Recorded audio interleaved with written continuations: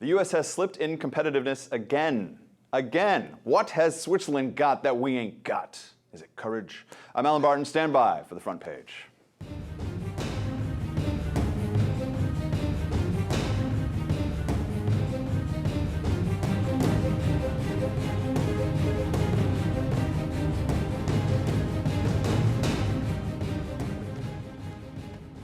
Joining me in studio, Rituparna Basu, writer at the Ayn Rand Center for Individual Rights, and Terry Jones, associate editor for Investors Business Daily. We're now doing the line impression from The Wizard of Oz. Courage! What do you got that I ain't got? Impersonator, did you? According to a new World Economic Survey, the U.S. has slipped in terms of global competitiveness. Switzerland, Singapore, and Finland now top the list. Terry, what do you think of that? It was interesting that those three countries top the list. It's not that you don't think of them as free market, but you certainly don't think of the Norwegian countries as free market places. No. Singapore has a very authoritarian government, although it's a haven, obviously, for investment and stuff like that. So what do you think is going on here?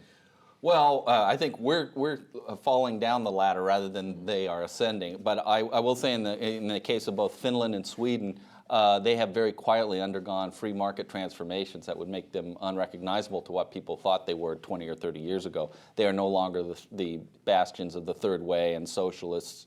Mm-hmm. They've brought in a lot of market-oriented solutions to their problems, including their social security systems. But that said, this is a sign of deterioration in the U.S.'s ability to produce goods and services. It's a very clear sign. It's been going on now for 4 years, ever since the financial crisis, and it doesn't look like it's getting any better. And since this is basically a survey of dozens and dozens of countries operating in 144 different countries, or across 144 different countries, they know what's what, and they are, I think, rightly alarmed at the U.S. slippage.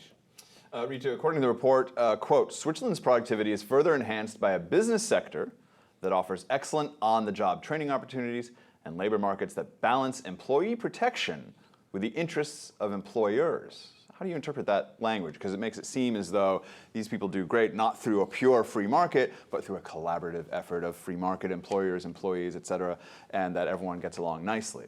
Whenever you see these studies, you have to think, what are the factors that they're really considering? How do they define global competitiveness? And so here, you see they think, well, interests should be aligned between employers and employees. Well, on a free market, that's always the case.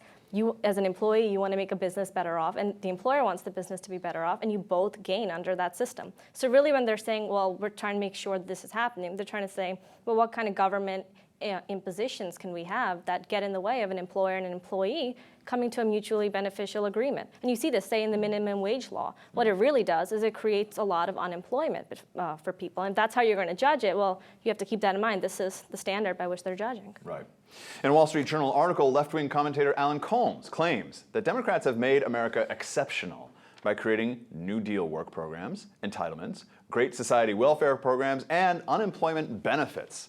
Terry, I mean, it's sort of the standard thing, but the one sort of thing that they use as fact, it drives me crazy, because he cites data, so-called data, that every dollar spent in unemployment returns $1.64 to the economy. Every dollar spent on food stamps yields $1.73. It's impossible by the laws of physics, nature, man, electromagnetics, whatever field you want to look at, it is impossible that you put in 1 unit of energy and get more units of energy out of it. If we could do that, we'd have nuclear fusion down. We could just do 100% of the budget as unemployment benefits and have 173% of the budget returned to us. Why does this persist? That's really what this is. This is a Keynesian perpetual motion machine.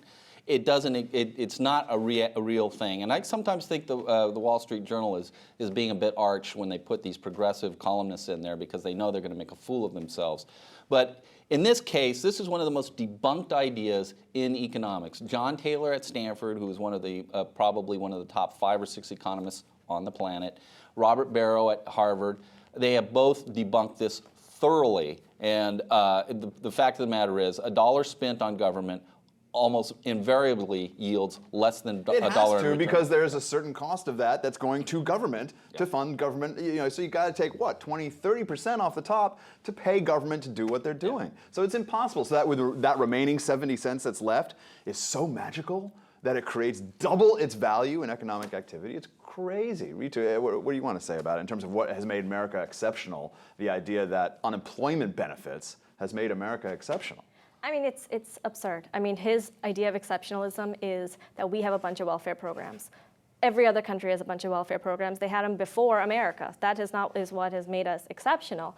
What has made us exceptional is the American idea that your life belongs to you, for you to do what you want with it, for you to pursue your happiness, for you to keep what you earn. That's what created the Industrial Revolution and the greatest economic period of growth in the history of man. That's what makes us exceptional. All right, to play devil's advocate, there are those who say, I mean, there's a book, I can't remember why societies fail or how governments fail. I can't remember the name of the book. But I think one of the premises is that governments fail at the point that they become less inclusive than exclusive. And the inclusivity includes the idea that government assists those who are less able to participate in the labor market, and it sort of posits that that collaborative effort between private enterprise and government helping out is the thing that really makes the society work. What would you say?